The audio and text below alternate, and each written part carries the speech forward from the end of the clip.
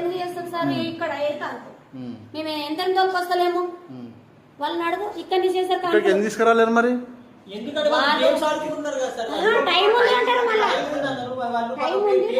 time ఉంది నా మాకెరకనా నీకెరకనా నువ్వు చేస్తావా కాన్పు చెయ్యి మరి ఎట్లా చేస్తావో ఇట్లానే బట్టి ఏం చేయాలి సార్